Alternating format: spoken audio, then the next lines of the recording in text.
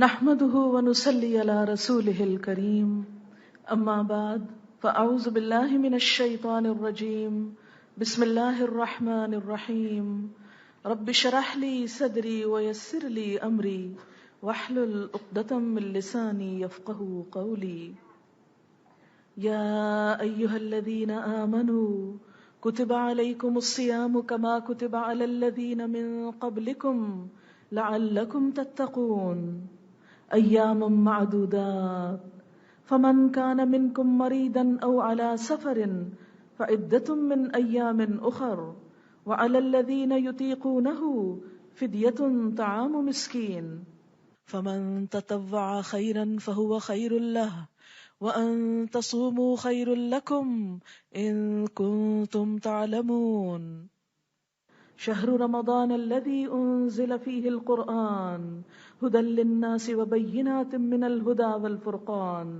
فمن شهد منكم الشهر فليصم ومن كان مريضا او على سفر فعدة من ايام اخر يريد الله بكم اليسر ولا يريد بكم العسر ولتكملوا العدة ولتكبروا الله على ما هداكم ولعلكم تشكرون وَإِذَا سَأَلَكَ عِبَادِي عَنِّي فَإِنِّي قَرِيبٌ أُجِيبُ دَعْوَةَ الدَّاعِ إِذَا دَعَانِي فَلْيَسْتَجِيبُوا لِي وَلْيُؤْمِنُوا بِي لَعَلَّهُمْ يَرْشُدُونَ صدق اللہ العظیم۔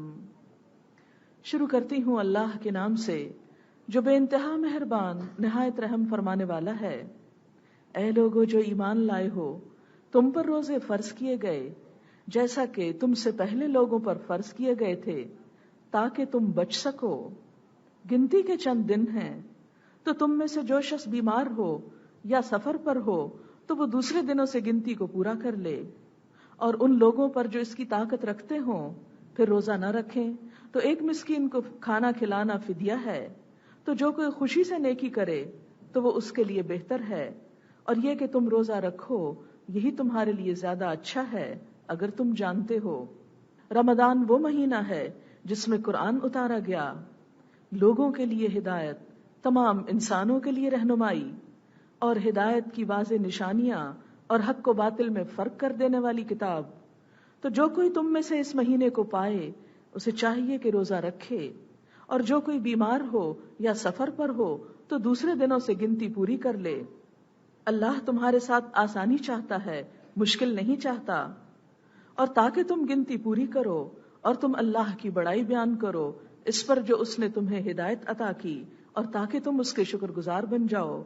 اور جب میرے بندے آپ سے میرے بارے میں پوچھتے ہیں تو کہہ دیجئے کہ بے شک میں قریب ہوں، پکارنے والے کی پکار کا جواب دیتا ہوں جب بھی وہ مجھے پکارتا ہے۔ بس چاہیے کہ وہ میری بات مانیں اور چاہیے کہ مجھ پر ایمان لائیں تاکہ وہ ہدایت پائیں، راہ پائیں۔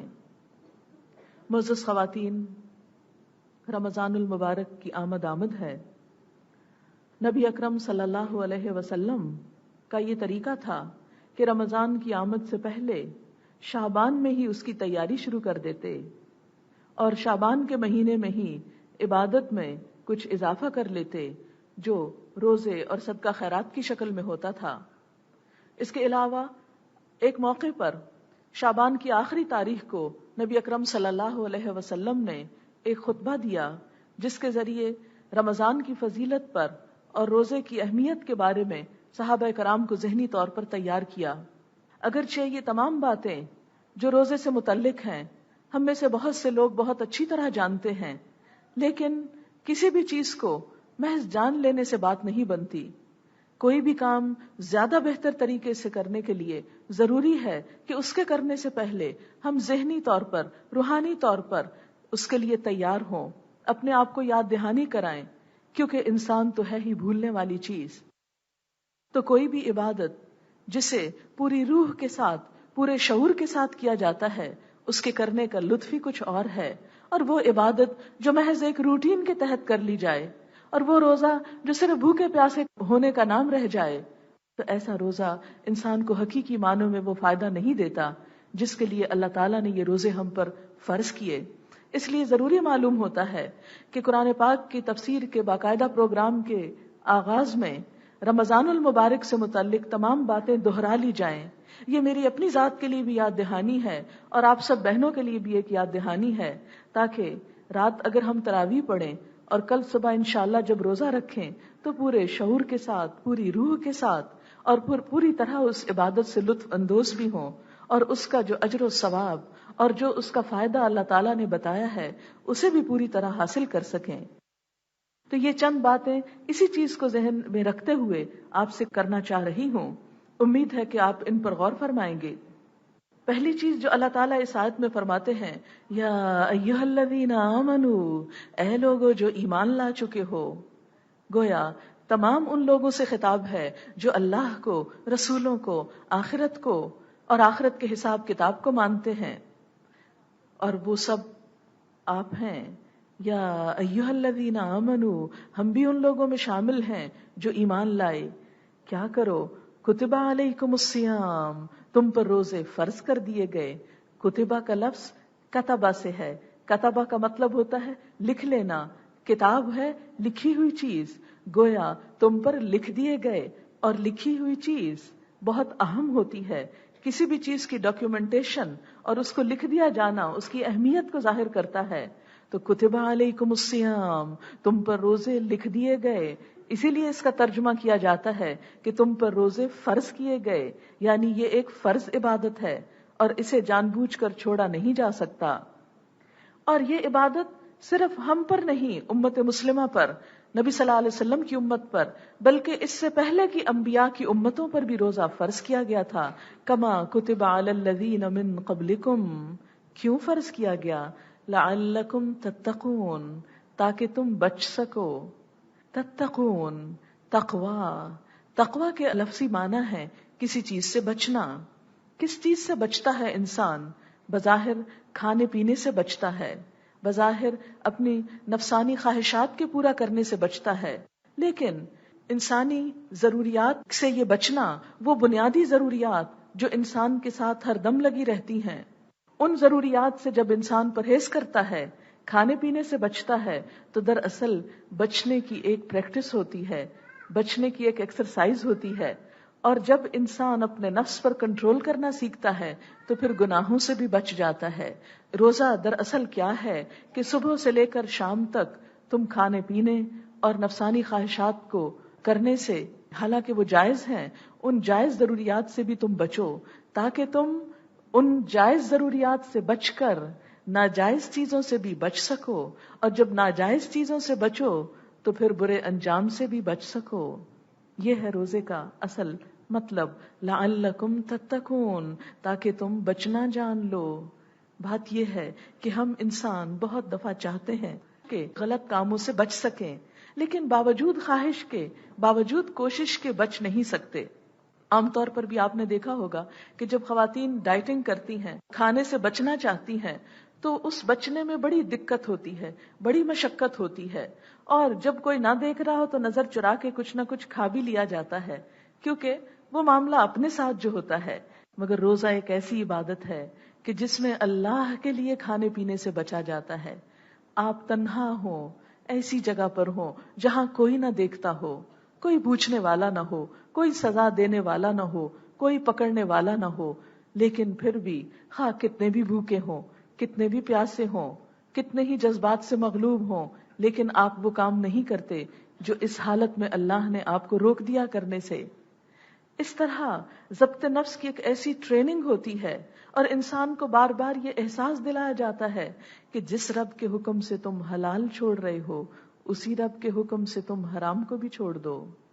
ہم روزے کی حالت میں حلال چیز استعمال کرنا چھوڑتے ہیں. کھانا پینا حلال ہے، پانی حلال ہے، جس کے بارے میں قرآن پاک میں اللہ تعالیٰ فرماتے ہیں کلوا من طیبات ما رزقناکم، جو پاکیزہ چیزیں ہم نے تم کو دی ہیں ان کو کھاؤ. انہیں اللہ کا حکم سمجھ کر ہم استعمال کرتے ہیں، لیکن روزے میں مت کھاؤ. گویا حلال سے بچنا. تو جب ایک انسان اللہ کے حکم سے، اللہ کی خوشی کی خاطر حلال سے بچتا ہے تو وہ آخر حرام سے کیوں نہ بچے گا. اسی لیے روزے کی حالت میں صرف کھانا پینا نہیں، جھوٹ، چغلی، غیبت اور ہر غلط کام بھی چھوڑ دینا چاہیے، کیونکہ وہ حرام چیزیں ہیں، اور اگر انسان ان کو نہیں چھوڑتا تو نبی صلی اللہ علیہ وسلم نے فرمایا من لم يدع قول الزور والعمل به فليس لله حاجة ان يدع طعامه وشرابه، جس نے روزہ رکھ کر جھوٹ بولنا اور جھوٹ پر عمل کرنا نہ چھوڑا تو اللہ کو اس بات کی کوئی ضرورت نہیں کہ کوئی شخص اپنا کھانا پینا چھوڑ دیتا ہے۔ گویا روزہ صرف کھانا پینا چھوڑنے کا نام نہیں، بلکہ اس کے ساتھ ساتھ ہر حرام کام سے بچنے کا نام ہے، ہر گناہ سے بچنے کا نام ہے، ہر اللہ کی ناراضگی اور ناپسندیدگی سے بچنے کا نام ہے۔ لہذا جب تک انسان بچنا نہیں سیکھتا اس وقت تک روزے کی روح کو نہیں پہنچتا۔ اسی لیے روزہ صرف زبان کا نہیں، صرف پیٹ کا نہیں، وہ آنکھ کا روزہ بھی ہے، وہ کان کا روزہ بھی ہے، وہ دل کا روزہ بھی ہے، وہ ان ہاتھوں کا روزہ بھی ہے، وہ پاؤں کا روزہ بھی ہے کہ ان تمام اعضاء کو اللہ کی نافرمانی سے روک دیا جائے۔ آنکھیں وہ کچھ نہ دیکھیں جو اللہ نے دیکھنا حرام قرار دیا، کان وہ چیزیں نہ سنیں جنہیں اللہ نے سننا حرام قرار دیا، ہاتھ وہ کام نہ کریں جنہیں اللہ نے کرنے کا حکم نہیں دیا۔ مسلمان تو ہوتا ہی وہ ہے جو اپنے ہاتھ اور زبان سے دوسرے کو محفوظ رکھتا ہے۔ مسلمان تو ہوتا وہ ہے کہ جو اپنے اعضاء سے اپنی اذیت اور اپنی تکلیف سے دوسرے کو بچا کر رکھتا ہے۔ لہذا روزہ ہمیں ان تمام چیزوں سے بچنے کا حکم دیتا ہے، اور روزے کی اصل روح بھی یہ ہے۔ اور اسی لیے آپ صلی اللہ علیہ وسلم نے فرمایا کم من صائم لیس لہ من صیامہ الا الظمأ وکم من قائم لیس لہ من قیامہ الا السحر، کتنے ہی روزہ دار ایسے ہیں کہ جن کو اپنے روزے سے سوائے بھوک پیاس کے کچھ بھی نہیں ملتا، اور کتنے ہی راتوں کو قیام کرنے والے ایسے ہیں کہ جن کو راتوں میں سوائے رت جگے کے اور کچھ بھی نہیں ملتا۔ تو گویا اگر ہم چاہتے ہیں کہ ہم اپنے روزے سے فائدہ اٹھائیں، ہم اپنی اس مشقت کا اجر پائیں، ہم اس قربانی سے جہنم سے بچیں اس قربانی کو کرنے کے ذریعے، تو پھر ہمارے لیے کیا ضروری ہے کہ ہم صرف کھانے پینے سے نہیں، ہر حرام سے بچنے کی کوشش کریں، صرف رات کو کھڑے ہو کر قرآن سننا نہیں، اس کو سمجھ کر عمل کرنے کی بھی کوشش کریں، تاکہ روزے کا اصل مقصد پورا ہو سکے۔ اللہ تعالیٰ نے جو اتنی خوبصورت عبادت ہم پہ فرض کی، یہ فرض کے درجے میں ہے، اس سے واقعی ہم دوسری چیزوں کے اندر بھی اپنی لائف میں ڈسپلن لا سکیں۔ یہ روزے کا بہت بنیادی مقصد ہے، بہت بنیادی پیغام ہے۔ اور دوسری طرف جو شخص ایمان اور احتساب کے ساتھ روزہ رکھتا ہے اس کے لیے اجر و ثواب بھی ہے۔ نبی صلی اللہ علیہ وسلم نے فرمایا من صام رمضان ایمانا و احتسابا غفر له ما تقدم من ذنبه، جس نے ایمان اور احتساب کا مطلب ہے اپنا حساب لیتے ہوئے، اپنے آپ کو گناہوں سے بچاتے ہوئے، نیت کو اللہ کے لیے خالص کرتے ہوئے جس نے روزہ رکھا، اس کے لیے وعدہ کیا ہے کہ اس کے پچھلے تمام گناہ معاف کر دیے جائیں گے، اور ایسے ہی لوگوں کا روزہ ان کے لیے ڈھال بن جاتا ہے۔ نبی صلی اللہ علیہ وسلم نے فرمایا الصیام جنۃ، روزہ ڈھال ہے۔ ڈھال شیلڈ کو کہتے ہیں جو تلوار کے وار سے اس زمانے میں دشمن کے وار سے بچایا کرتی تھی۔ تو جیسے انسان دشمن کے وار سے بچنے کے لیے شیلڈ یا ڈھال استعمال کرتا ہے، بالکل اسی طرح روزہ بھی دراصل انسان کو گناہوں سے بچنے، شیطان کے شر اور فتنے اور وسوسوں سے بچنے اور شیطان کی اکساہٹوں سے بچنے کے لیے ایک ڈھال کا کام دیتا ہے۔ لہذا روزہ پورے شعور کے ساتھ اگر رکھا جائے تو انشاءاللہ العزیز وہ دنیا میں گناہوں سے بچائے گا اور آخرت میں جہنم کی آگ سے بچائے گا، اور اس طرح روزے کا وہ مقصد پورا ہو جائے گا کہ لعلکم تتقون، تاکہ تم بچ سکو، تاکہ تمہارے اندر تقوی پیدا ہو سکے۔ اور اگر کوئی شخص اس ڈھال کے اندر سوراخ کرنا چاہے، یعنی آپ کسی سے برا نہیں کر رہے لیکن کوئی آپ سے لڑنے کو آ گیا ہے، کوئی آپ کے ساتھ زیادتی کر رہا ہے، تو اس کے بارے میں بھی نبی صلی اللہ علیہ وسلم نے فرمایا وَإِذَا كَانَ يَوْمُ صَوْمِ أَحَدِكُمْ، جب تم میں سے کوئی ایک روزے سے ہو اور پھر روزے کی حالت میں وہ کیا کرے، فَلَا يَرْفُسْ، کوئی بے حیائی کی بات نہ کرے، وَلَا يَسْخَبْ، شور نہ مچائے، چیخے چلائے نہیں، زور زور سے دوسروں پر شاؤٹ نہیں کرے، وَإِنْ سَابَّهُ أَحَدًا، اور اگر اس کو کوئی گالی دے، تو کیا کہے، او قاتلہ یا اس سے لڑائی کرے، فلیقل انی امرؤ صائم، تو جواب میں کہہ دے کہ میں تو روزے سے ہوں، میں جواب نہیں دوں گا. اور اس طرح کیا ہوگا کہ لڑنے کے لیے آنے والا شخص خود ہی خاموش ہو جائے گا. یعنی اپنے آپ کو بچانے کے لیے صرف اتنا کافی نہیں کہ آپ پہل نہ کریں، آپ ابتدا نہ کریں، بلکہ اس کے ساتھ ساتھ یہ بھی ضروری ہے کہ اگر کوئی اور آگے بڑھ کر اس غلط کام کے لیے آتا ہے تو جواب میں اپنے آپ کو روک لیا جائے، اللہ کے لیے صبر کیا جائے، کیونکہ روزہ صبر ہی تو سکھاتا ہے. پھر لعلکم تتقون کے ایک اور معنی بھی ہیں. پہلا معنی تو کیا تھا کہ تاکہ تم بچ سکو. کس کس سے؟ گناہوں سے بچ سکو، غلط کاموں سے بچ سکو، اور اس کے نتیجے میں جہنم کی آگ اور برے انجام سے بچ سکو. دوسرا معنی تقوی، اللہ کی محبت اور اللہ کا خوف، تاکہ تمہارے دل میں اللہ کی محبت پیدا ہو. تو روزے کے ذریعے بھلا اللہ کی محبت کیسے پیدا ہوا کرتی ہے؟ اس لیے کہ روزے کی حالت میں انسان کے اندر ایک خاص قسم کی کیفیت جنم لیتی ہے، ایک خاص روحانی کیفیت. سارا دن انسان ایک خاص شعوری حالت میں ہوتا ہے. جب بھی کوئی کام کرنے لگتا ہے تو سوچتا ہے میں روزے سے ہوں. ایک خاص پاکیزگی کا احساس پیدا ہوتا ہے، اور اس میں جب وہ ایک پاکیزگی کا احساس آتا ہے دل میں تو ساتھ ہی اللہ کی یاد بھی آتی ہے. پھر کچھ ایسے کام بھی روزے میں بتائے گئے کہ جس سے اللہ کی یاد میں اضافہ ہوتا ہے. اور یوں انسان گناہوں سے بچتے ہوئے جب اللہ کو یاد کرتا ہے تو دل میں اللہ کی محبت جنم لینے لگتی ہے. وہ ایمان کا بیج جو ہم دلوں میں ڈال چکے ہوتے ہیں، وہ رمضان کی پوری فضا اس بیج کو پنپنے، پھوٹنے اور تناور درخت بننے میں مددگار ہوتی ہے. چونکہ روزہ ایک انسان تنہا نہیں رکھتا، پورا معاشرہ ایک طرح سے روزے سے ہوتا ہے. سب کے اندر خیر اور بھلائی کے جذبے ہوتے ہیں.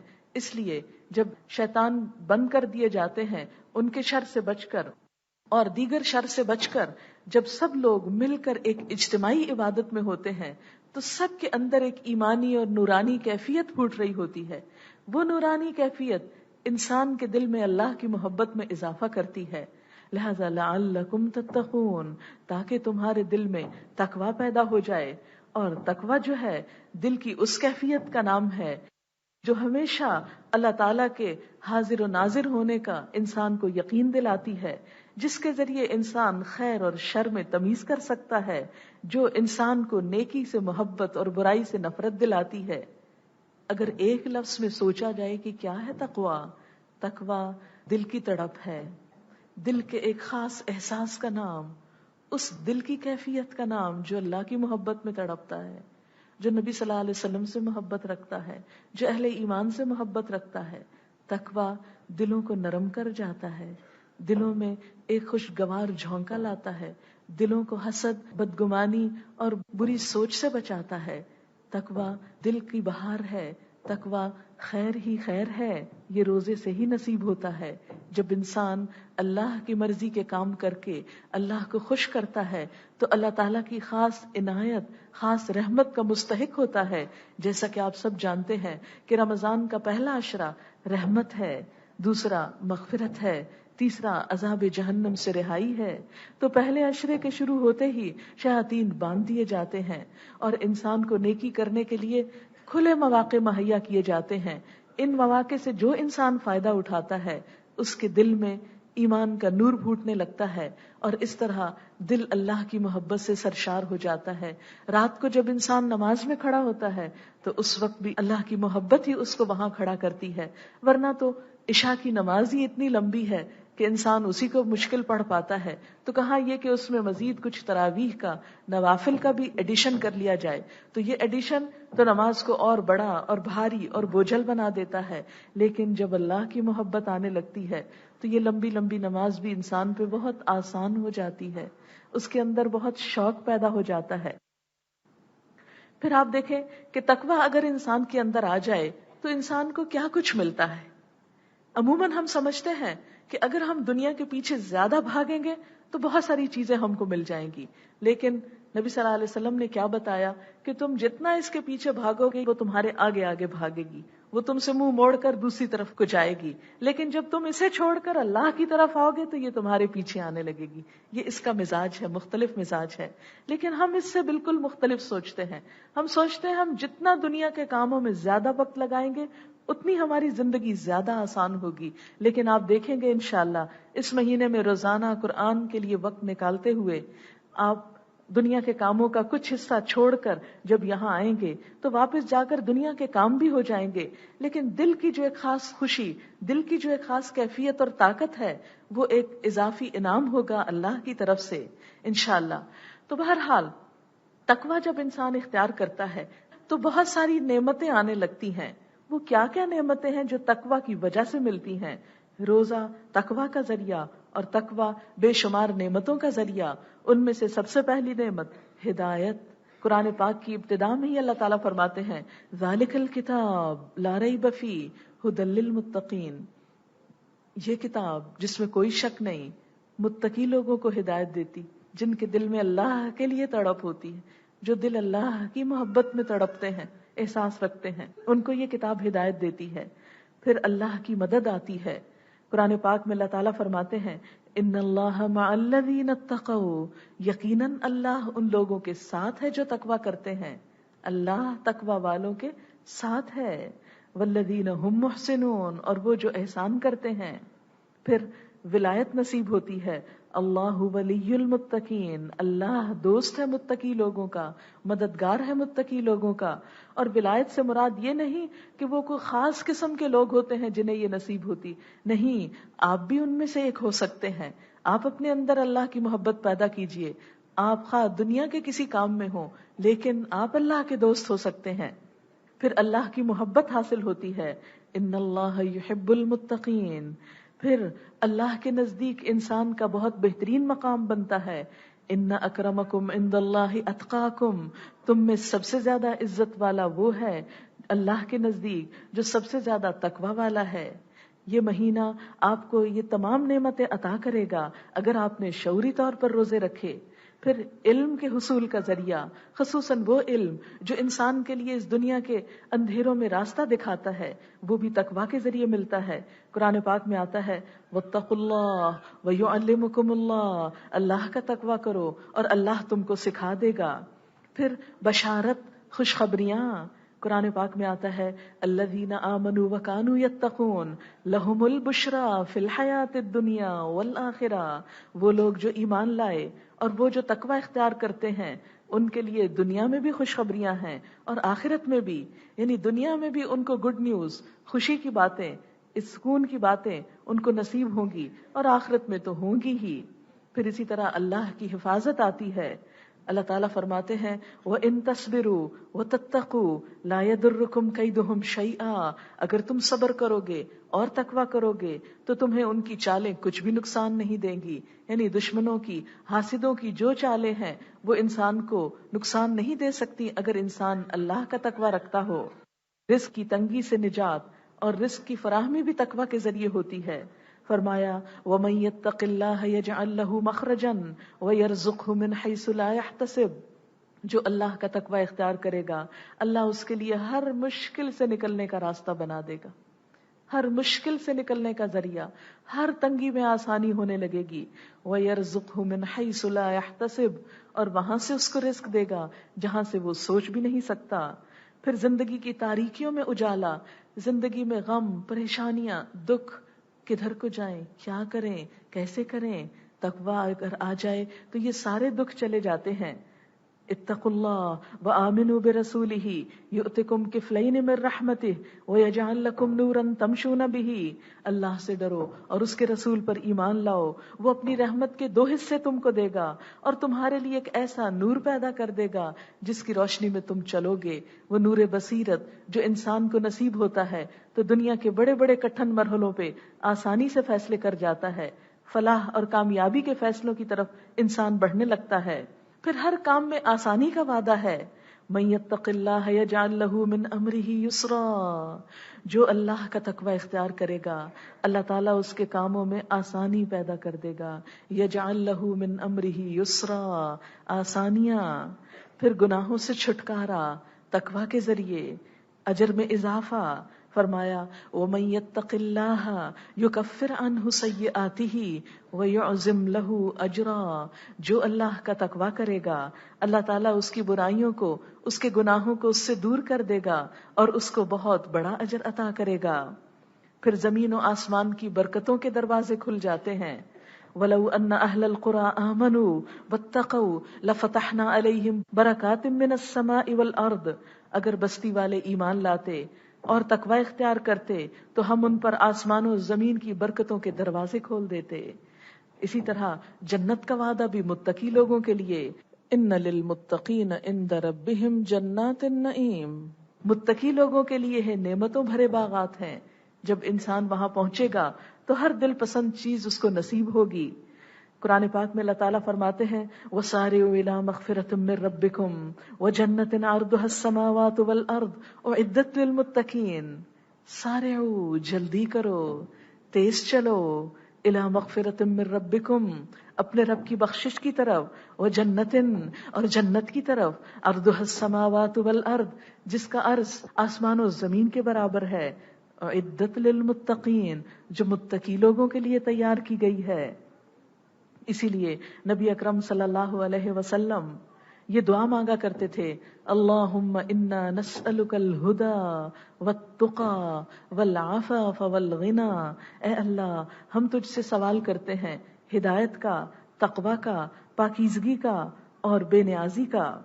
لہذا ہمیں بھی اس رمضان کی شعوری طور پر تیاری کرتے ہوئے پوری طرح ذہنی اور روحانی طور پر اس نیکی کے مہینے سے بھرپور فائدہ اٹھانے کے لیے اپنے آپ کو پوری طرح پریپیئر کرنا ہے، جیسے کہ نبی صلی اللہ علیہ وسلم اس مہینے کی تیاری کیا کرتے تھے۔ شعبان ہی کے اندر جب چاند نظر آتا تو آپ دعا پڑھا کرتے تھے اللہم اہلہ علینا بالامن والایمان والسلامت والاسلام والتوفیق لما تحب وترضى یا ہلال ربی وربک اللہ۔ اس کا مطلب کیا ہے؟ اے اللہ اس چاند کو ہم پر امن والا، ایمان والا، سلامتی والا، اسلام والا اور ان کاموں کی توفیق والا بنا جن کو تو پسند کرے اور جس پہ تو راضی ہو جائے۔ کتنی خوبصورت دعا ہے۔ اگر آپ میں سے کچھ لوگ بھی یہ سعادت حاصل کریں تو چاند دیکھتے ہی یہ دعا پڑھیں اللہم اہلہ علینا بالامن والایمان والسلامت والاسلام والتوفیق لما تحب وترضى یا ہلال ربی وربک اللہ، اے ہلال تیرا اور میرا رب اللہ ہی ہے۔ تو یہ دعا اگر عربی میں یاد نہ بھی ہو تو اردو میں اس معنی کی دعا ضرور پڑھ لیں تاکہ زیادہ سے زیادہ اس مہینے کی برکتوں سے فائدہ اٹھا سکیں۔ پھر اس کے بعد فرمایا لعلکم تتقون ایاما معدودات، کیوں پریشان ہوتے ہو؟ چند دن تو ہیں، گنتی کے دن ہیں، بس گنے ہوئے دن ہیں۔ کتنا ہمارا رب ہماری نفسیات سے واقف ہے کہ میرے بندے گھبرا رہے ہیں کہ 30 دن کھانا پینا چھٹ جائے گا، 30 دن فلاں اور فلاں کام چھٹ جائے گا۔ نہیں، مت فکر کرو، مت گھبراؤ، ایام معدودات، گنے ہوئے دن۔ معدود عربی زبان میں عدد سے ہے، معدود مفعول کے وزن پر، گنتی کے چند دن۔ اور آپ دیکھیں سارا سال ہم اسلامی کیلنڈر سے بے نیاز رہتے ہیں، بھولے رہتے ہیں کہ شعبان ہے یا رجب ہے یا کیا ہے اور کیا نہیں، لیکن رمضان آتا ہے تو ایک ایک تاریخ ہم کو یاد ہوتی ہے، دن میں کئی دفعہ دہراتے آج کون سا روزہ ہے، کتنے گزر گئے، کتنے باقی رہ گئے۔ ایام معدودات، گنے جانے والے دن جو گنے جاتے ہیں۔ اور ویسے بھی آپ دیکھیں ایک مہینے کو پھر اللہ تعالیٰ نے 3 حصوں میں ڈیوائیڈ کر دیا، اور ویسے بھی آپ دیکھیں ایک مہینے کو پھر اللہ تعالیٰ نے 3 حصوں میں ڈیوائیڈ کر دیا، 10 10 10۔ اس کو عشرہ بولتے ہیں، عشرہ عربی زبان میں 10 کو کہتے ہیں۔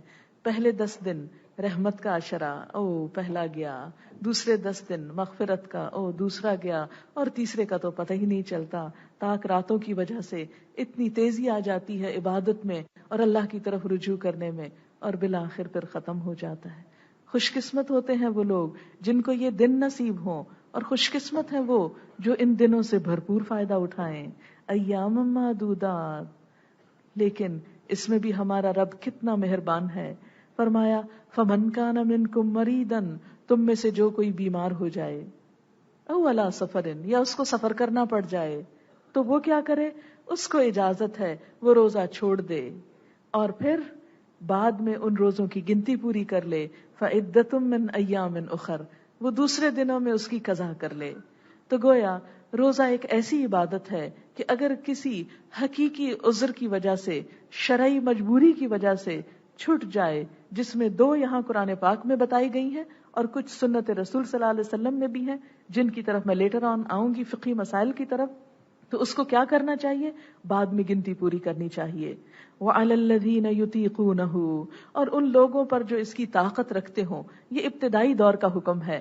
جب پہلے یہ آیت آئی، جیسا کہ آپ جانتے ہیں کہ اللہ تعالیٰ لوگوں کی سائیکالوجی کو بہت اچھی طرح جانتے تھے، لہذا بہت گریجولی، سلولی احکام دیے گئے کہ ہمارے بندے ایک دم گھبرا نہ اٹھیں، ہو سکتا ہے کرنے سے انکار کر دیں. اور یہ تدریج ہر چیز میں ہے. جیسے نمازیں ابتدا سے ہی پڑھی جا رہی تھی، لیکن 5 نمازیں معراج پر فرض ہوئیں.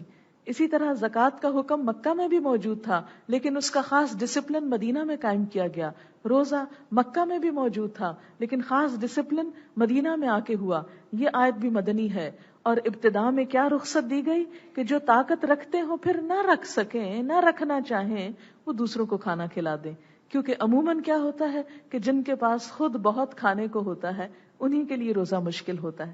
جن بیچاروں کے پاس ویسے ہی کھانے کو نہیں تو بھلا وہ کیوں نہ روزہ رکھیں گے. اس لیے ابتدا میں کھاتے پیتے لوگوں کو تھوڑی سی سہولت دی گئی، کچھ ریلیکس کیا گیا. اچھا اگر ابھی نہیں رکھ سکتے تو کیا کرو، کسی دوسرے کو کھانا دو کہ وہ روزے رکھ سکے.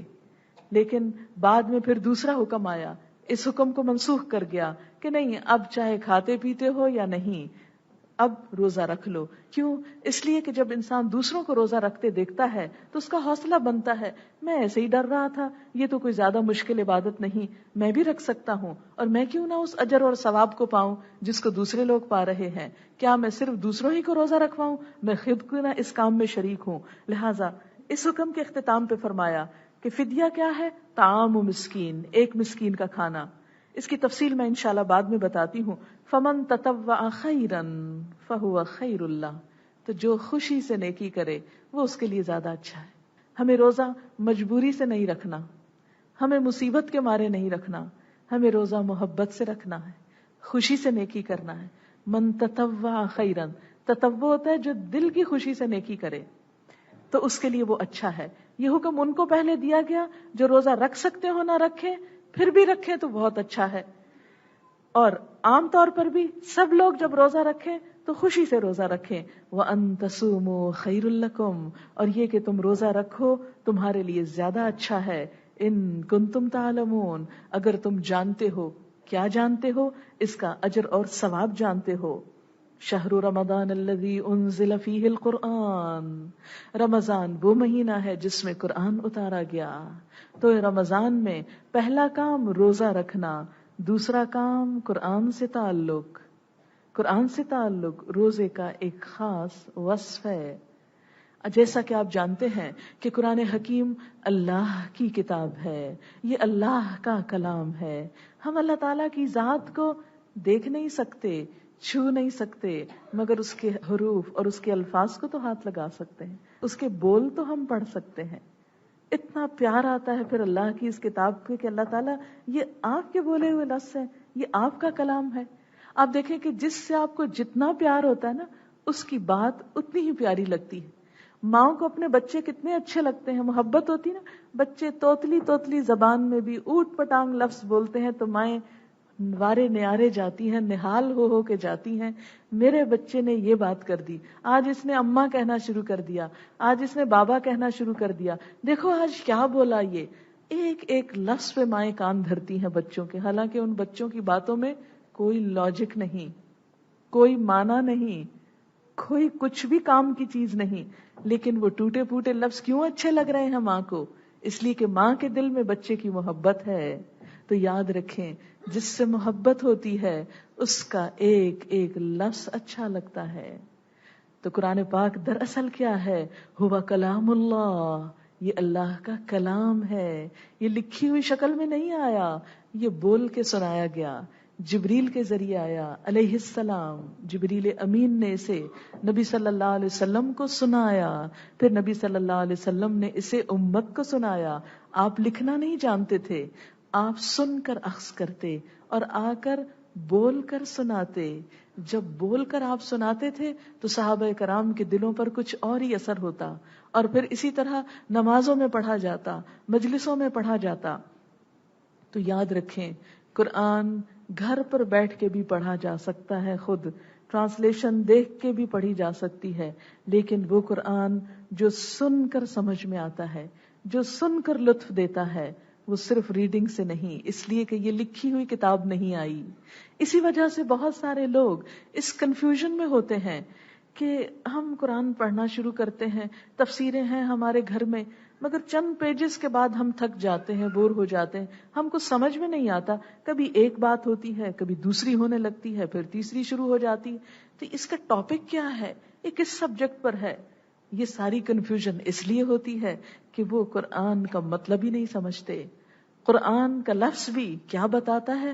بہت زیادہ پڑھی جانے والی چیز قرأ سے ہے۔ قرأ کا مطلب ہے پڑھنا، اور پڑھنے سے مراد صرف ایسی ریڈنگ نہیں، بلکہ اقرأ بسم ربک الذی خلق جیسے کہا گیا کہ پڑھو، جیسے نبی صلی اللہ علیہ وسلم سے پڑھوایا گیا، یعنی بولو اس کو۔ لہذا سننے کے بعد دوسرا کام، اس کو بول کر بتانا بھی بہت پر لطف ہے، اسے پڑھ کر سنانا بھی بہت مزہ دیتا ہے۔ اس لیے آپ سب کو یہاں پر رمضان کے مہینے میں جو زحمت دی جا رہی ہے کہ آئیں مل بیٹھ کر اللہ کی یہ کتاب پڑھیں، یہ اسی لیے کہ یہ کلام اللہ ہے۔ اس کلام کو جب ہم مل بیٹھ کر سنیں اور سنائیں گے تو انشاءاللہ آپ اس کتاب کا ایک اور ہی رخ دیکھیں گے، ایک اور ہی لذت پائیں گے، ایک اور ہی محبت اس کے اندر آپ کو محسوس ہوگی، کیونکہ یہ مجلس محض صرف اللہ کے نام پر قائم کی گئی ہے۔ کسی جماعت، کسی پارٹی، کسی گروہ، کسی فرقے، کسی چیز سے تعلق نہیں رکھتی، صرف اور صرف اللہ کا نام، اور یہاں صرف اور صرف اللہ کا کلام، اور صرف یہاں پر آپ نیت جب لے کر آئیں اللہ کی خوشی۔ آپ میں سے کوئی نہ میری خاطر آئے اور نہ میں آ کر یہاں آپ پر احسان جتاؤں کہ میں آپ کے لیے اتنی دور سے آئی ہوں، نہیں، میں صرف اللہ کے لیے آئی ہوں۔ اور آپ بھی جب گھروں سے قدم نکالیں تو سوچ کے نکلیں، یا اللہ صرف تیرے لیے جا رہی ہوں، تیری محبت کے لیے، تیری شفقت اور تیری رحمت حاصل کرنے کے لیے، تیری بات کرنے کے لیے، تیری بات سننے کے لیے۔ تو یہ کلام جب آپ سنیں گے، سن کر سیکھیں گے، تو انشاءاللہ اس کا معنی بھی سمجھیں گے اور اس سے فائدہ بھی اٹھائیں گے۔ لہٰذا کوشش کیجئے کہ وقت پر پہنچیں اور اول سے آخر تک ہر سطر جو ہے وہ آپ کے کان سے گزرے، تاکہ یہ رمضان ہمارا ایسا گزرے کہ جیسے اللہ تعالیٰ فرماتے ہیں شہر رمضان الذی انزل فیہ القرآن، یہ رمضان کا مہینہ، اسی میں قرآن اتارا گیا تھا۔ جیسے اور چیزوں کی سالگرہ آپ بناتے رہتے ہیں، وہ صحیح ہے یا غلط اس سے مجھے بحث نہیں، لیکن یہ رمضان کا مہینہ قرآن کا مہینہ ہے، اس میں قرآن کی ابتدا ہوئی تھی، اس میں جو لیلۃ القدر ہے جو 1000 مہینوں سے بہتر ہے، اس میں اللہ نے ہم کو یہ تحفہ دیا تھا۔ اور قرآن کے تو قدم قدم پر رحمتیں اور برکتیں ہیں۔ جس ہستی کا کلام ہے وہ سب سے بڑی ہے، جس ہستی پر نازل ہوئی وہ تمام انسانوں سے عظیم ہے، جو فرشتے اس کو لے کر آئے جبریل امین وہ فرشتوں کے سردار ہیں، جس مہینے میں یہ اتری وہ برکتوں اور رحمتوں کا مہینہ ہے، جس میں ایک نیکی فرض کے برابر ہے، ایک فرض 70 فرضوں کے برابر ہو جاتا ہے۔ جس رات میں یہ اترا وہ 1000 مہینوں سے بہتر ہے، جس شہر میں یہ اترا وہ ام القریٰ ہے، اور جس امت کی طرف آیا وہ آپ امتن وسطن ہے، خیر امتن ہے، بہترین امت۔ لہذا اس قرآن کو جو بھی پڑھے گا، جو بھی سنے گا، جو اس کے لیے وقت نکالے گا، اس کا ایک لمحہ بھی ضائع نہیں جائے گا۔ یہ سب سے بہترین انویسٹمنٹ ہے جو آپ زندگی میں کریں گے۔ یہ لمحہ جو اللہ کی خاطر آ کر اللہ کے کلام کو سننے میں اور اللہ کی محبت لے کر لوٹنے میں جو گزرے گا، اس کا لطف بھی کچھ اور ہوگا، اور انشاءاللہ اس کا اجر بھی آپ غیر معمولی پائیں گے۔ اور کیونکہ یہ اللہ کے کلام کو باقی تمام چیزوں پر ایسی ہی اہمیت ہے جیسی خود اللہ کی ذات کو ہر مخلوق پر، یہ علم ہر علم سے اس لحاظ سے افضل اور اعلیٰ ہے کہ یہ رب کائنات کا دیا ہوا صحیح ترین علم ہے. اسی لیے اس قرآن کو کیا کہا گیا کہ ہدی للناس، یہ انسانوں کی رہنمائی کے لیے آیا ہے. آپ دیکھیں کہ اگر قرآن صرف رات تراویح میں بے سوچے سمجھے پڑھنے اور سننے کا ہی نام تھا تو یہی وجہ ہے کہ لوگوں کے اندر ساری رات بھی شبینہ کر کے عمل میں کوئی تبدیلی نہیں آتی. کیوں؟ اس لیے کہ اس سے کوئی رہنمائی نہیں لیتے. برکت تو ہوتی ہے، اس میں کوئی شک نہیں، ثواب ہوتا ہے، کوئی شک نہیں، ایک ایک حرف پر 10 نیکیاں آتی ہیں، لیکن اللہ تعالیٰ نے قرآن پاک کو صرف نیکیاں کمانے کی مشین بنا کر نہیں بھیجا کہ تم اس کو بے سوچے سمجھے صرف پڑھتے جاؤ اور نیکیوں کے انبار لگاتے جاؤ. یہ اصل میں کیا ہے وہ تو ہوگا ہی، وہ نیکیاں تو بونس ہے. اصل روح کیا ہے؟ ہدی للناس، رہنمائی ہے. کس کے لیے؟ للناس، تمام انسانوں کے لیے. تمام انسانوں تک یہ پیغام کیسے پہنچے گا؟ اسی وقت جب امت مسلمہ اس پیغام کو سمجھے گی، جب میں اور آپ اس کا حق ادا کریں گے تو جبھی یہ تمام انسانوں تک جائے گا. ہدی للناس، انسانوں کے لیے ہدایت، وبینات من الہدی والفرقان، اور روشن نشانیاں ہدایت کی اور حق و باطل میں فرق کرنے والی. اسے قرآن کو بینات کہا گیا. قرآن کی آیات واضح نشانیاں ہیں، اور انشاءاللہ آپ خود اپنے تجربے سے یہ بات محسوس کریں گے کہ قرآن زندگی کے ہر روز پیش آنے والے مسائل کا حل پیش کرتا ہے. آپ راستے میں کوئی چیز دیکھیں گی اور یہاں آ کر آپ دیکھیں گی کہ وہی بات قرآن آپ کو بتا رہا ہے. آپ اپنی پرسنل لائف میں کوئی ایکسپیرینس کریں گی اور آپ دیکھیں گی کہ قرآن اس کو آپ کے ساتھ شیئر کر رہا ہے، کیونکہ اللہ کا کلام ہے. جب بھی کوئی شخص یہ چاہتا ہے کہ اللہ سے ہم کلام ہو تو کیا کرے، یا یہ چاہتا ہے کہ اللہ اس سے ہم کلام ہو تو اسے کیا کرنا چاہیے؟ اس کتاب کو پڑھنا چاہیے، اللہ کی بات سننی چاہیے. اور پھر آپ دیکھیں گے کہ زندگی کے ہر چیز کے بارے میں بڑی بات ہی سے نہیں کر سکتے. وہ احساسات جو آپ کسی سے شیئر نہیں کر سکتے، وہ بات جو آپ کسی کو بتا نہیں سکتے، اپنی ماں کے سامنے بھی کھول کے نہیں رکھ سکتے، آپ دیکھیں گے کہ وہ جو 70 ماؤں سے بڑھ کر پیار کرنے والا ہے، اس کے کلام کے ذریعے آپ کو اپنی زندگی کی ان باتوں میں بھی رہنمائی ملے گی، کیونکہ یہ اللہ کا وعدہ ہے. والفرقان، اور حق و باطل میں فرق کرنے والی کتاب ہے. فرقان، اچھے اور برے، نیکی اور بدی، خیر اور شر میں فرق کرتی ہے. پھر فرمایا فمن شہد منکم الشہر، جو بھی پائے تم میں سے اس مہینے کو، فلیصم، بس چاہیے کہ اس میں روزے رکھے. اب یہ حکم لازم ہو گیا. اب وہ جو کھانا کھلانے والی سہولت تھی وہ ختم ہو گئی. اب ہر شخص کو روزہ رکھنا ہے. اور اس کے بعد ومن کان مریضا، جو بیمار ہو، او علی سفر، یا سفر پر ہو، فعدۃ من ایام اخر، تو وہ دوسرے دنوں سے گنتی پوری کر لے. یرید اللہ بکم اليسر ولا یرید بکم العسر، اللہ تمہارے لیے آسانی چاہتا ہے، تمہارے لیے تنگی نہیں چاہتا، تمہارے لیے مشکل پیدا نہیں کرنا چاہتا. یعنی یہ سہولت اللہ تعالیٰ نے کس لیے دی کہ بعد میں پورے کر لو، کہ اس دن میں سفر میں تم مصیبت میں نہ پڑو، بیماری میں تم ہلاک نہ ہو جاؤ. تمہیں اللہ اس فرض سے بچا لیتا ہے، رخصت دیتا ہے. یہی اسلام کی خصوصیت اسے دیگر تمام ادیان سے ممتاز کرتی ہے کہ اسلام میں کوئی ریجڈیٹی نہیں. اسلام میں ایسے کانسیپٹ نہیں کہ تم مرو یا جیو، یہ کام کہہ دیا تو بس کرو ہی کرو. نہیں، اگر نہیں کر سکتے، بیمار ہو، نہیں کر سکتے کہ سفر پر ہو، کوئی بات نہیں، بعد میں کر لینا. آپ نے دیکھا ہوگا اتنا عرصہ اسکول کالج میں آپ جاتے رہے، امتحان آپ نے دیے، کبھی کسی دنیا کے ممتحن نے، کسی استاد نے آپ کو ایسے معاف کیا کہ کوئی بچہ کہے میں بیمار تھا تو امتحان نہیں دے سکا، تو آپ میرا کل لے لیجئے یا اگلے سال لے لیجئے؟ نہیں، وہ اگر یہ چانس گیا تو گیا، لیکن اللہ تعالیٰ کے ہاں ایسا نہیں. وہ اپنے بندے کو سہولت دیتا ہے، رخصت دیتا ہے، اجازت دیتا ہے. ٹھیک ہے اب نہیں تو بعد میں کر لو. لیکن بعد میں کیوں کرو؟ وَلِتُكْمِلُ الْعِدَّةَ، گنتی پوری کرو. گنتی کو پورا کرنا انتہائی ضروری ہے. وَلِتُكَبِّرُوا اللَّهَ عَلَى مَا هَدَاكُمْ، اور تاکہ تم اللہ کی بڑائی بیان کرو اس پر جو اللہ نے تم کو ہدایت دی، یعنی اللہ ہی کی خاطر یہ سب کچھ کرو. وَلَعَلَّكُمْ تَشْكُرُونَ، تاکہ تم شکر گزار ہو جاؤ. گویا روزہ رکھنے کا ایک مقصد کیا تھا؟ لَعَلَّكُمْ تَتَّقُونَ، اور دوسرا کیا ہے؟ لَعَلَّكُمْ تَشْكُرُونَ، تاکہ تمہارے اندر شکر کی کیفیت آئے. اچھا بھلا یہ کیفیت کیسے آ سکتی ہے؟ یہ اس طرح آتی ہے کہ جب نعمتیں ہم کو مفت میں ملتی چلی جاتی ہیں تو قدردانی نہیں آتی. رمضان میں کیا ہوتا ہے، تھوڑا سا روک لیا جاتا ہے، تھوڑے سے ایسے کام کرائے جاتے ہیں جو دل نہیں چاہتا، پھر انسان کو قدر آتی ہے اللہ کتنی بڑی نعمت تھی. مثلاً آپ دیکھیں کہ جب آپ کا کھانے کو دل نہیں چاہ رہا ہوتا تو کہا جاتا ہے کھاؤ، اب کھاؤ گے تو ثواب ملے گا. کون صبح ہی صبح اٹھ کے کھائے تہجد کے وقت؟ اس وقت تو پانی بھی پینے کو دل نہیں چاہ رہا ہوتا، کھانا. لیکن اس میں آپ دیکھیں کہ عام دنوں میں ایسی مجبوری نہیں ڈالی گی تو انسان کہتا ہے اللہ تیرا شکر ہے عام دنوں میں تو نے ہمیں پکڑ کے نہیں رکھا کہ اب کھاؤ اور ضرور کھاؤ. پھر اسی طرح جب بھوک سک لگتی ہے کہا نہیں اب نہیں کھاؤ. پھر اس کے بعد کیا ہوتا ہے، جب افطار کا وقت ہوتا ہے تو اللہ تعالیٰ پھر کہتے ہیں اچھا اب کھاؤ. سارا دن 12 گھنٹے بھوکے پیاسے رہنے کے بعد جب پانی کا گھونٹ حلق کے نیچے جاتا ہے، ایک کھجور انسان کو انرجی دیتی ہے تو بے اختیار نکلتا ہے الحمدللہ الحمدللہ. وہ الحمدللہ عام دنوں میں نہیں نکلتا منہ سے.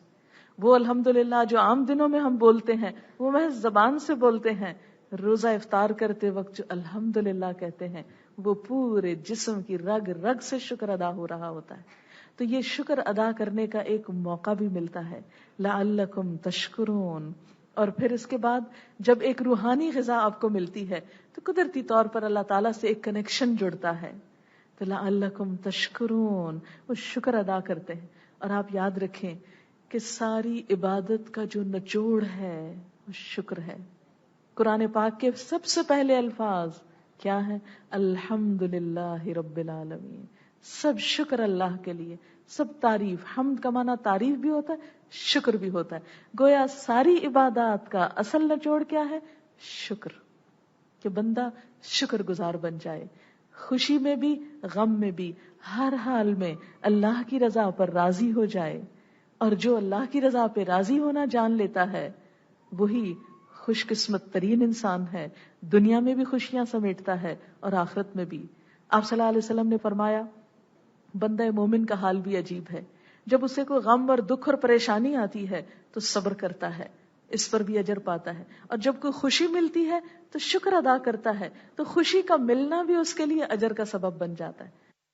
بندہ مومن لوزر نہیں ہوتا کسی حال میں بھی، خواہ اچھے حال ہو خواہ برے حال ہو، خواہ دن کی روشنی ہو یا رات کی ہو. اسی لیے آپ دیکھیں کہ رمضان میں اللہ تعالیٰ نے صرف دن کا روزہ نہیں، رات کی عبادت بھی ہمارے لیے رکھی. اگرچہ روزہ فرض کیا اور اس کو مسنون عبادت قرار دیا. اور آخری چیز رمضان کی وَإِذَا سَأَلَكَ عِبَادِي عَنِّي فَإِنِّي قَرِيبٌ، جب میرے بندے آپ سے میرے بارے میں پوچھیں تو آپ بتا دیجئے کہ میں تو بہت قریب ہوں، میں تو دلوں میں بستا ہوں، تمہاری شاہ رگ کے بھی زیادہ قریب ہوں. اقرب الیہ من حبل الورید ان اللہ یحول بین المرء وقلبہ. اللہ حائل ہے بندے اور اس کے دل کے درمیان.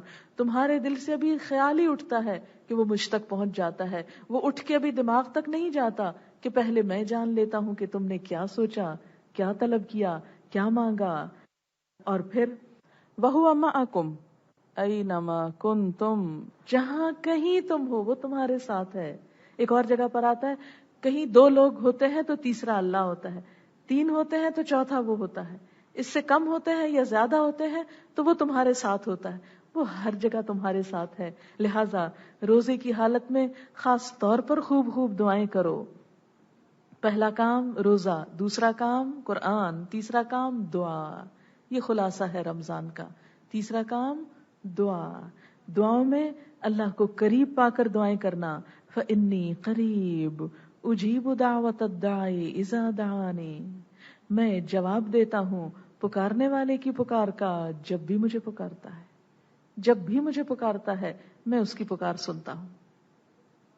یہ نہیں کہا کہ اگر وہ نماز کے بعد پکارتا ہے تو سنتا ہوں، یا وہ صبح پکارتا ہے تو سنتا. فرمائے اذا دعانی، جب کبھی پکارتا ہے.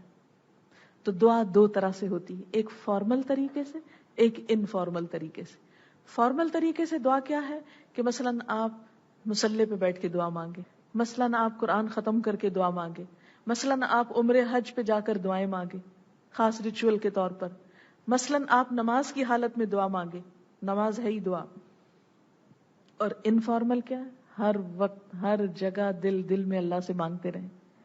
اس میں آپ دیکھیں کہ صبح کے وقت جب آپ سحری کھانے کو اٹھیں گے تو جب آپ سحری کھا رہے ہوں گے، اگرچہ فرشتے آپ کے لیے دعائیں کر رہے ہوں گے، لیکن آپ اگر سحری پکا رہی ہیں تو پکاتے پکاتے اللہ سے باتیں کرتے رہیے.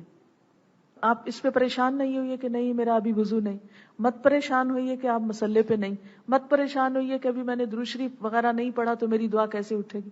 کوئی نہیں، کسی بھی حال میں ہو، آپ کھانا پکا رہے ہیں، آپ میز لگا رہے ہیں، آپ برتن اٹھا رہے ہیں، آپ کو معلوم ہے سحری کے وقت اللہ تعالیٰ آسمان دنیا پہ ہوتے اور خصوصی طور پہ بندوں کی طرف متوجہ ہوتے ہیں اور پکار کے کہتے ہیں ہے کوئی جو مجھ سے مانگے تو میں اس کو دوں، ہے کوئی جو مجھ سے طلب کرے تو میں اسے دوں، مجھ سے بخشش مانگے تو میں اسے معاف کر دوں.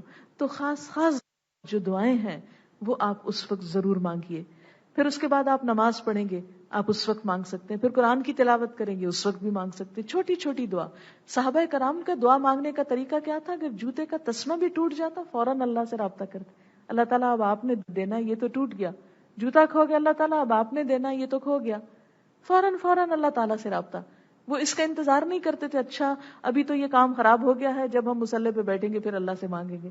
نہیں، اسی وقت اسی لمحے دل میں آیا اور اللہ تعالیٰ کے ساتھ فوراً رابطہ جوڑ لی. جیسے ہاٹ میل ہوتی ہے نا، وہ دل اگر اللہ کی محبت میں تڑپتا ہے تو ہاٹ لائن بن جاتا ہے. جس وقت بھی اسے پکاریں گے، جہاں بھی پکاریں گے، لوگوں کے بیچ میں بیٹھ کے پکار رہے ہیں، کوئی آپ کو ستا رہا ہے تو آپ اسی وقت اللہ سے رابطہ کر لیں. کوئی دیر نہیں لگتی، ایک لمحے سے پہلے لائن جڑ جائے گی، ایک لمحے سے پہلے کنیکشن مل جائے گا آپ کو، اور فوراً اس سے مانگ لیں.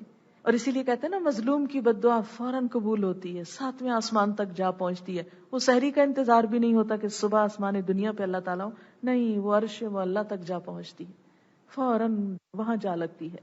پھر اسی طرح روزے کی حالت میں سارا دن کیا ہوتا ہے؟ آپ ایک طرح سے عبادت میں ہیں، تو عبادت کے دوران دعائیں قبول ہوتی ہیں. لہٰذا سارا دن جب کبھی دل چاہے، مثلاً آپ کے دل میں کوئی خیال آیا میری یہ چیز نہیں ہے، فوراً دعا مانگ لیں کہ آپ روزے سے ہیں. آپ کے دل میں خیال آیا کہ مجھے یہ کام بڑا مشکل ہو رہا ہے، فوراً دعا مانگ لیں. آپ کسی بات پر پریشان ہیں، کسی بات پہ دکھی ہیں، فوراً دعا کر لیں. پھر نمازوں کے بعد بھی آپ کر سکتے ہیں. پھر جب قرآن کی مجلس میں آپ آئیں گے تو اللہ کے ذکر کرنے کے بعد، قرآن پڑھنے کے بعد دعا قبول ہوتی. یہاں سے اٹھتے ہوئے آپ دعا کیجیے. اور خاص دعا کا وقت افطار کے وقت.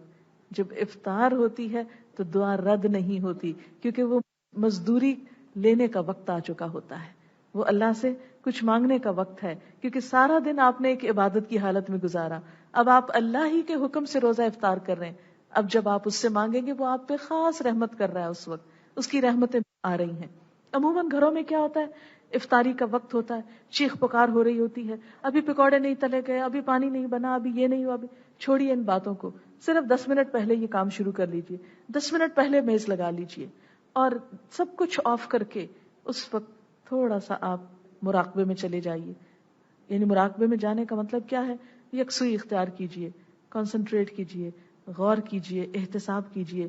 کیسا روزہ گزارا آج میں نے؟ کوئی جھوٹ تو نہیں بولا تھا میں نے؟ کوئی غیبت تو نہیں کی تھی؟ کوئی خراب چیز تو نہیں دیکھی تھی؟ کوئی غلط کام تو نہیں کیا تھا؟ وہ سوچیں. اور پھر اگر کوئی غلطی اپنے اعمال نامے میں نظر آئے تو اسے فوراً صاف کرنے کی کوشش کریں. بخشش کی دعا مانگے، رحمت کی دعا مانگے، دنیا اور آخرت کی بھلائی کی دعا مانگے. جو بھی آپ اللہ سے طلب کرنا چاہتے ہیں خاص دعائیں اس وقت مانگے. پھر کیا ہوتا ہے؟ رات کی عبادت، تراویح. پھر اس میں آپ کیا کیجئے؟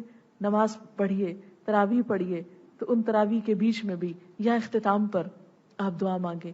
اس طرح آپ دیکھیں گے کہ جب آپ دعائیں مانگتے چلے جائیں گے تو انشاءاللہ رمضان کے بعد ان دعاؤں کے اثرات اپنی زندگی میں دیکھیں گے. آپ ٹوٹلی ایک اور انسان ہوں گے انشاءاللہ اندر سے، اور انشاءاللہ لوگوں کے ساتھ معاملات میں. اللہ تعالیٰ نے تو رمضان کا مہینہ ہمارے لیے بطور رحمت فرض کیا تاکہ ہم متقی بن جائیں. لیکن ہوتا یہ ہے کہ ہم روزہ سمجھتے ہیں صرف بھوکا پیاسا رہنے کو اور شام کو ڈٹ کر کھانے پینے کو اور طرح طرح کی نعمتیں اکٹھی کر کے کھا پی لینے کو، یا سحری کے وقت ایک خاص اہتمام کرنے کو، اور اس کے بعد سارا دن جو چاہیں کریں. نہیں، اس کے علاوہ بھی یہ کام کرنے ہیں جو ابھی میں نے آپ سے ذکر کیے ہیں. میں روزے سے متعلق فقہی احکام کچھ بتاؤں گی انشاءاللہ، کیا کیا کام آپ کو کرنا ہے، کیا کیا چیزیں کس طرح. اور اس کے اینڈ میں اگر کوئی آپ کے کویسچنز ہو خاص طور پر وہ میں بتاؤں گی، کیونکہ اسلام تعلیم سے عام ہوتا ہے. ہمارا یہ پروگرام جو ہے ایک تعلیم کا سلسلہ ہے. یہ جو قرآن ہم آپ کو پڑھائیں گے وہ قرآن کی تعلیم ہے ایک طرح سے، اور اس کے ساتھ ساتھ آپ دیکھیں کہ ہم جو عبادت کرتے ہیں اس کا اصل مقصد ہے اللہ کو خوش کرنا. اسی وقت خوش ہوں گے اللہ تعالیٰ جب ہم اللہ کی مرضی کی عبادت کریں گے. تو مرضی کی عبادت کے لیے اس کے طریقے معلوم ہونے چاہیے. عام طور پہ بہت سے لوگ پریشان رہتے ہیں اس حال میں روزہ ہوا یا نہیں، کہیں ٹوٹ تو نہیں گیا، کہیں فاسد تو نہیں ہوا. شک کی حالت میں ہر عبادت لطف کھو دیتی ہے. جو عبادت شک سے پاک پورے یقین کے ساتھ کی جاتی ہے اس کا مزہ ہی کچھ اور ہوتا ہے.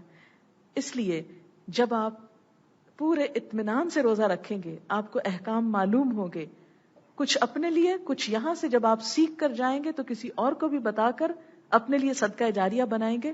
تو میں اب کچھ تعلیمی آسپیکٹ جو روزے کا ہے فقہی اس پر آؤں گی.